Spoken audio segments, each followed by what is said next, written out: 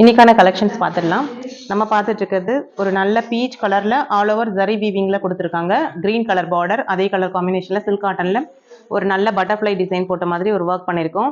இது 100% ஆரி embroidery work தான். Top and skirt ரெண்டுமே வந்து நீங்கள் சைஸ் இன்க்ரீஸ் பண்ணிக்கலாம். உங்களுக்கு தேவைன்னா கிளாத் கொடுத்துருக்கோம், டக்கெல்லாம் இருக்கும், ஸோ இன்க்ரீஸ் பண்ணிக்கலாம்.